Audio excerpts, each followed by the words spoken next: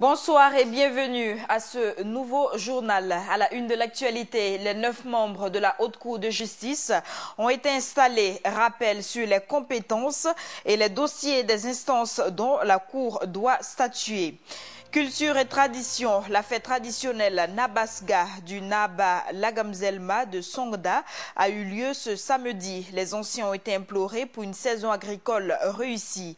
Et les étudiants de l'IBAM demandent la suspension du contrat de leur restauratrice. Ils déplorent entre autres le manque d'hygiène. Le CNU réagit à cette crise. Les 6 nouveaux juges parlementaires remplaçant ceux du Conseil national de la transition à la Haute Cour de justice ont été installés hier, ainsi que l'ensemble des 9 juges de la Haute Cour de justice. Cette juridiction est désormais présidée par Mathieu Ouedraogo. À peine élu, ce dernier compte jouer pleinement son rôle et dire le droit dans toute sa rigueur. Le reportage de Cheikh Omar Bandaogo. Ils sont 6 députés à avoir intégré la Haute Cour de justice en remplacement des 6 autres membres qui officiaient sous la transition. Ce 4 mars 2016, ils ont prêté serment devant la Cour de cassation. Ce sont Mathieu Ouedraogo, Abdul Rasmane Ouedraogo, Marie-Isabelle Ouedraogo Nezongo, Benewende Stanislas Sankara, Justin Compaoré et Juliette Bonkungu. Après la prestation de serment, place au vote qui permettra de désigner le nouveau président de l'institution. Avec 8 voix pour et une abstention, Mathieu Bebrigda Ouedraogo est porté à la tête de la Haute Cour de justice. Et sa mission, il la connaît. Il y a une forte attente. Nous nous engageons. Dès que nous serons saisis, et certainement nous aurons l'occasion d'être saisis, parce que comme vous l'avez dit, on observe que quand même il y a un certain nombre de dossiers. Dès qu'ils sont mûrs, on va nous transmettre. Et puis nous, on va jouer notre rôle. Tout notre rôle. On va jouer pleinement notre rôle. Dire le droit dans toute sa rigueur. Les principales personnes citées devant cette juridiction sont des membres de l'ancien régime. Une situation qui pourrait laisser penser que tout verdict rendu par la juridiction répondrait à la volonté populaire. Mais pour le nouveau président, c'est le droit qui prime. Dans la réponse collective à cette quête de justice, nous devons immanquablement nous élever aux valeurs et contraintes de professionnalisme, de courage, de loyauté, d'intégrité et de collégialité. Si la forte demande sociale en matière de justice nous enjoint sans réserve à appliquer les droits dans toute sa plénitude et dans toute sa rigueur, le cadre républicain dans lequel est rendu le service public de justice impose de façon symétrique le respect scrupuleux des droits de l'homme, en l'occurrence le droit à un procès, à un juste procès, à un procès équitable. C'est pourquoi il faut relever l'assurance de la Haute Cour de justice sera profondément respectueux des droits de défense et de la procédure applicable devant elle. En tout état de cause, tout en restant dans l'esprit de la loi, la Haute Cour de justice s'engage à répondre à la demande de justice exprimée par le peuple. C'est donc parti pour 5 ans d'activité pour ces nouveaux membres de la Haute Cour de justice. La Haute Cour de justice a officiellement vu le jour sous la transition, soit 20 ans après sa création. Cette juridiction a les compétences de juger le président du Faso et les membres de son gouvernement pour manquement grave. Et c'est bien les membres de la Haute Cour de justice qui ont la charge de juger l'ancien président Blaise Compaoré actuellement sous le coup d'un mandat d'arrêt international. Plus de précisions avec Cheikh Omar Bandaogo. Créée en 1995, la Haute Cour de justice ne deviendra une réalité qu'après la chute du régime Compaoré. À la faveur de celui de transition, les membres de la Haute Cour de justice sont officiellement installés le 17 avril 2015. Cette cour n'avait jamais eu de siège pour fonctionner et elle n'avait jamais connu de dossier auparavant. Mais conformément aux compétences de la Haute Cour de justice, Blaise Compaoré et les membres de son dernier gouvernement sont mis en accusation devant la juridiction en juillet 2015. En effet, la Haute Cour de justice, selon la Constitution, est compétente pour connaître des actes commis par le président du Faso dans l'exercice de ses fonctions et constitutifs de haute trahison, d'attentat à la Constitution ou de détournement de deniers publics.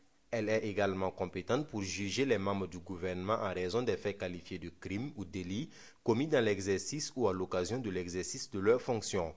Pour ce qui concerne le cas précis du jugement d'un ancien président, La mise en accusation du président du Faso est votée à la majorité des 4/5 des voix des députés composant l'Assemblée et celle des membres du gouvernement est votée à la majorité des 2/3 des voix des députés composant l'Assemblée, toujours selon la Constitution.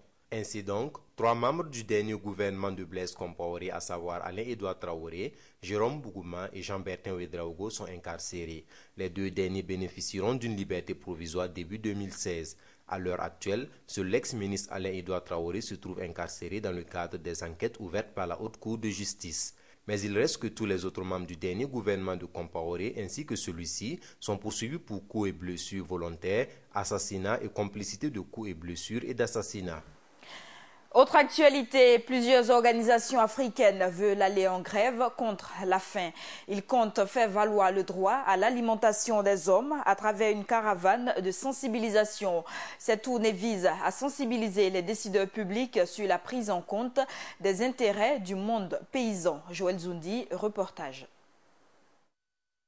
Combattre la faim par les droits de l'homme, voilà l'objectif de la caravane de lutte pour la terre et l'eau. En prélude à cette caravane, elle a tenu une conférence publique ce vendredi 4 mars 2016 sur la thématique du droit à l'alimentation. Ainsi, une étude menée par la structure EFIAN portant sur le droit à l'alimentation a été présentée aux caravaniers. On a interviewé au moins une 60aine de femmes sur leur point de vue sur l'activité minière menée dans la communauté des Sakan. Donc c'est essentiellement les femmes des Sakan qui ont été interrogées sur l'impact de cette exploitation sur leur accès à une nourriture. Et les femmes ont dit que avant l'exploitation et après, ça n'a pas été la même chose. Parce que les terres sur lesquelles elles ont été relogées, ce n'étaient pas des terres fertiles. Donc elles ne pouvaient plus avoir la même alimentation que celle qu'elles avaient avant. Et l'eau aussi, il n'y avait pas d'eau potable dans les zones dans lesquelles elles ont été relocalisées. Mais également le droit à la santé, parce que là où elles ont été, les communautés ont été déplacées, c'est pas à côté, il n'y a pas d'infrastructures sanitaires qui sont à côté. Donc, il y a non seulement le droit à une santé, notamment la santé de la reproduction pour les femmes. Donc, les femmes enceintes, il faut qu'elles se déplacent sur de longues distances pour pouvoir avoir des consultations. Et aussi, même pour les enfants, le droit à l'éducation, il n'y avait pas des écoles à côté. Il fallait que les enfants se déplacent sur une longue distance pour pouvoir avoir accès à l'éducation. Selon les organisateurs, il s'agira pour la caravane de sensibiliser les décideurs publics sur la prise en compte des intérêts du monde paysan. L'objectif principal de la lutte, c'est d'essayer de sensibiliser justement les autorités publiques, les décideurs, sur la nécessité justement de tenir en compte les intérêts du monde paysan, les intérêts des pêcheurs, justement dans les politiques agricoles, parce que généralement ces politiques-là contribuent justement à précariser justement les paysans par rapport à leur droit à l'alimentation. Après le TAP du Burkina, la caravane prendra la direction du Mali et elle compte faire le tour de toute l'Afrique de l'Ouest afin de plaider pour le droit à l'alimentation et à l'eau. Après quoi, elle va déposer une plateforme sur la table du président des conférences des chefs de l'État de la CEDEAO. Avant le début de cette caravane, parlons des étudiants de l'IBAM qui dénoncent un manque d'hygiène, la qualité, la quantité et la variété des plats servis par leurs restauratrices. Ils déplorent le fait que le problème perdure et qu'aucune mesure n'a été prise pour mettre fin au contrat de l'actuel prestataire. Et c'est dans les locaux de l'Institut burkinabé des arts et métiers IBAM qu'ils ont rencontré la presse ce matin. Des précisions avec Viviane Bama. Le torchon brûle entre les étudiants de l'Institut burkinabé des arts et des métiers IBAM et leurs prestataires de restauration. Ne tenant plus, les étudiants ont tenu à présenter à l'opinion publique la situation qui prévaut. Les reproches faits à Dame Martine Traoré sont multiples et vont de la qualité à la quantité des repas. Les conditions d'hygiène, de qualité, de quantité, de variété des plats et de l'exiguïté du restaurant. Ensuite, la nourriture est transportée à l'IBAM par un tricycle. La plupart du temps, elle est couverte par des assiettes. Et vu l'état des voies, ces assiettes glissent souvent et tombent, exposant ainsi la nourriture à la poussière.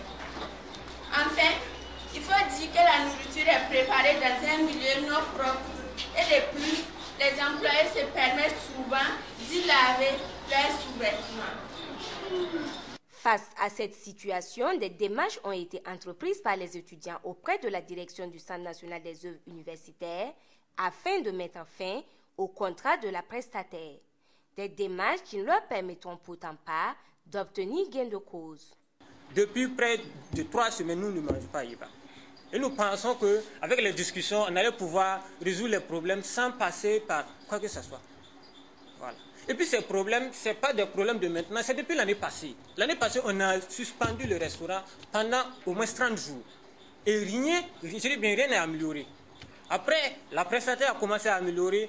1, 2, 3 semaines après, elle est retombée dans ses vieilles habitudes. Le retour de l'actuel prestataire n'est donc pas négociable, mais les étudiants de l'IBAM se disent ouverts et prêts au dialogue pour que des solutions soient trouvées. En attendant la réouverture du restaurant, seules ces carafes d'eau trônent sur les tables poussiéreuses du réfectoire de l'IBAM.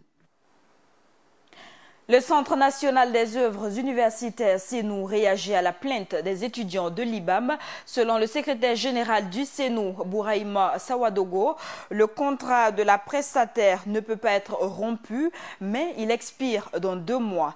Il demande donc aux étudiants d'être patients, à défaut de leur apporter des preuves de leurs accusations. Des réactions recueillies par Joël Zoundi. Les prestations du Centre national des œuvres universitaires CENU ont été dénoncées par les délégués de l'Institut burkinabé des arts et des métiers IBAM au cours d'un point de presse organisé ce 5 mars 2016. Incriminé, le secrétaire général du CENU récuse et confie que son institution a toujours reçu une oreille attentive aux doléances des étudiants et reste ouvert au dialogue. Je peux vous rassurer que nous avons eu donc ce cadre d'échange. Les étudiants de l'IBAM nous ont adressé une correspondance dans laquelle il y avait 2 points principalement.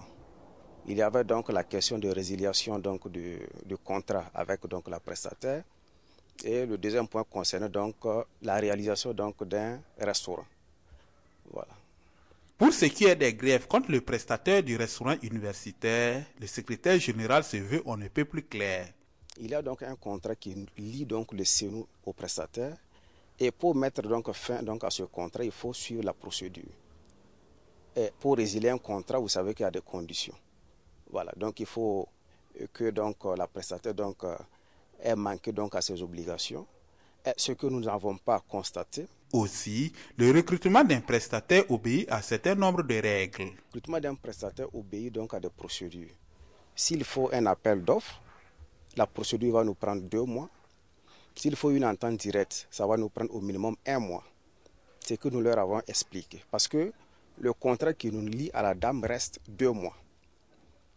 Donc nous leur avons dit, si vous pouvez vous patienter, nous allons mettre l'accent sur le contrôle pour qu'il y ait l'hygiène. Mais si nous allons résilier le contrat maintenant, nous n'avons pas la possibilité de recruter donc un prestataire dans les délais très brefs. Bouraïma Sawadogo confie aussi que la construction d'infrastructures ne relève pas des prérogatives du CENU. Nous, dans notre budget, il n'y a pas donc la construction donc des restaurants. Ils sont informés parce que nous ne construisons pas donc des restaurants. Il y a un projet donc qui est logé donc au sein du ministère en charge de l'enseignement supérieur qui s'occupe donc de la construction donc des restaurants. Nous leur avons expliqué parce que présentement nous n'avons pas la possibilité donc de construire effectivement un restaurant parce que ça ne figure pas dans le budget et ce qui n'est pas dans le budget on ne peut pas l'exécuter. Le Centre national des œuvres universitaires CENU est en charge des questions du bien-être des étudiants sur les campus universitaires publics du Burkina. Ouvrons la page culture de ce journal. Montrer la beauté de l'art à travers la peinture. C'est le but visé par l'exposition de l'artiste peintre Awa Yameogo. L'exposition qui a été visitée hier par des personnalités visait également à faire la promotion de la paix. Des détails avec Samba Kassile Traoré. En prélude à la fête du 8 mars, les femmes du Burkina font découvrir leur talent. À travers une exposition dont l'ouverture a eu lieu ce samedi 5 mars, elles présentent des produits fabriqués par elles-mêmes. Pour la présidente de l'organisation, cette exposition n'est pas faite de façon fortuite. Et un panel a été organisé sur le thème qui est l'entrepreneuriat agricole des femmes, obstacles, défis et perspectives. Donc ce panel a permis de voir quelles sont les difficultés que les femmes agricoles rencontrent dans l'écoulement de leurs produits, quelles sont les perspectives, qu'est-ce qu'on peut envisager pour que ces braves dames qui travaillent puissent écouler les produits. C'est donc dans ce but-là que le ministère a estimé qu'il fallait organiser une exposition vente de produits agricoles pour permettre à ces femmes-là d'écouler leurs produits. Et c'est consommons burkinabé, consommons nos produits locaux. Parce que ce sont ces produits qui sont bons pour nous, pour notre santé. Et également, ça va faire développer notre économie. Et en tout cas, ça fera profiter à toute la population les fruits de la croissance. Le manque d'affluence est la difficulté majeure que rencontrent les femmes venues exposer leurs produits, selon la présidente d'organisation. La foire est ouverte et ce que nous attendons, c'est vraiment que la population puisse venir massivement, parce que ces femmes qui ont fait des milliers de kilomètres pour arriver ici et exposer leurs produits, et comme c'est le premier jour, nous avons toujours espoir. Sinon, il n'y a pas de difficultés en dehors de ça. Nous attendons seulement que la population se présente.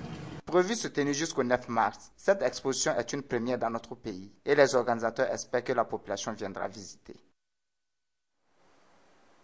C'était la foire organisée par le ministère en charge de la femme. C'était la fête ce samedi au village de Songda, situé derrière le quartier de Pissi.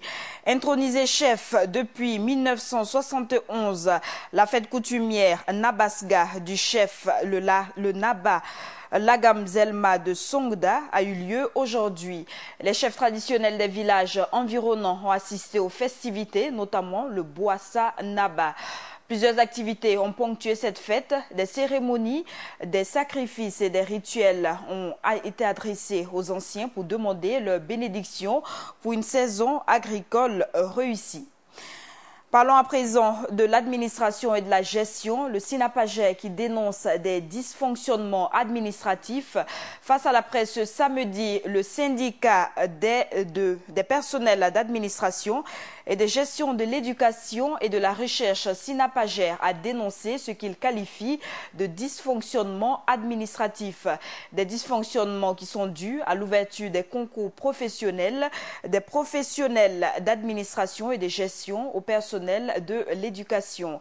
Pour Wendiam Zongo, secrétaire général du syndicat, chacun est censé évoluer dans son emploi. Les premières journées parlementaires du groupe Boukindlem ont pris fin aujourd'hui autour de 2 recommandations majeures sur la question des séries d'incendies et des Koglwego. Les députés de la mouvance présidentielle demandent au gouvernement de mieux outiller la police et surtout de sanctionner les auteurs avérés de ces incendies. Et les députés du groupe Boukindlem sont pour l'encadrement des comités d'autodéfense et prévoit déjà des lois à cet effet. Le reportage est signé Ibrahim Zongo. 2 principales recommandations relatives à la situation nationale à l'issue des premières journées parlementaires du groupe Boukindlem.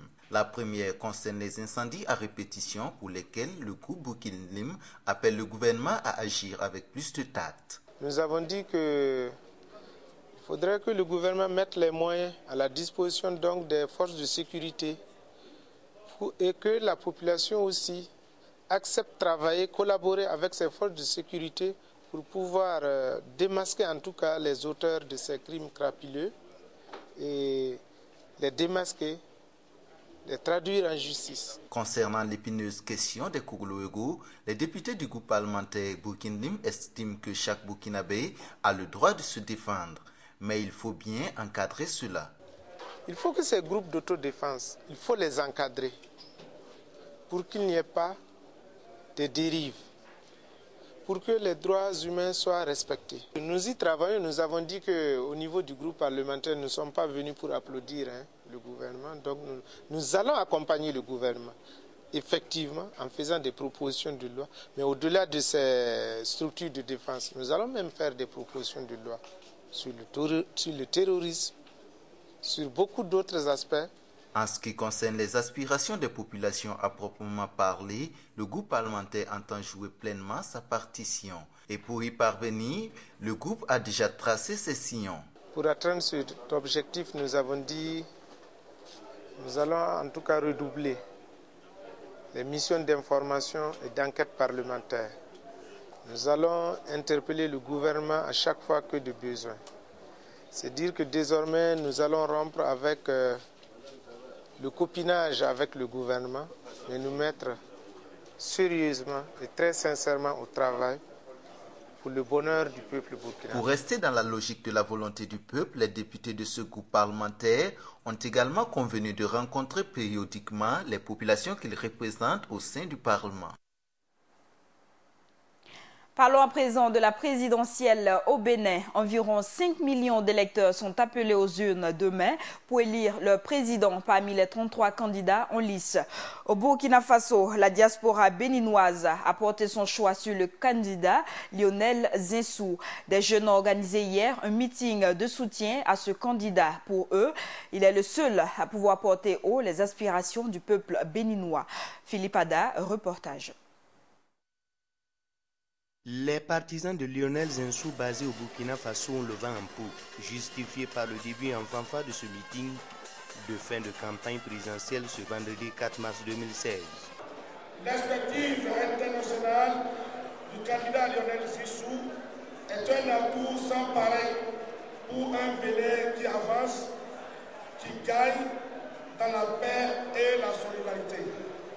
Votons Lionel Zinsou pour sortir le Bénin du ténèbre et accéder à la lumière. Et l'on retient que le choix de cette partie de la diaspora béninoise est sans doute Zinsou, c'est lui qui sera au palais de la Marina après le vote du 6 mars 2016, jure-t-elle en évoquant des raisons.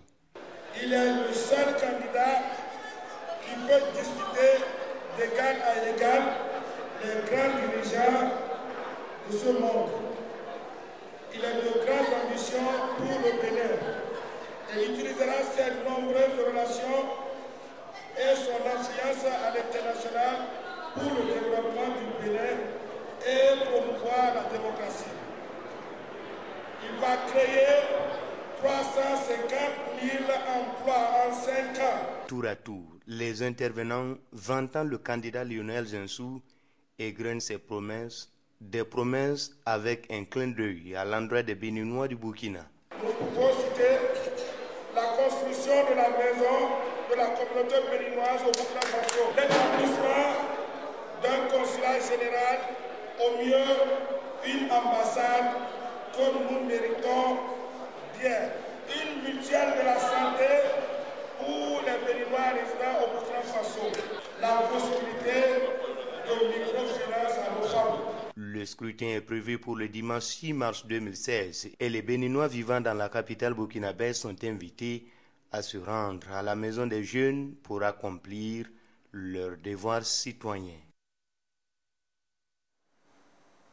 Autre actualité, l'une des figures importantes de l'opposition soudanaise s'est éteinte ce samedi.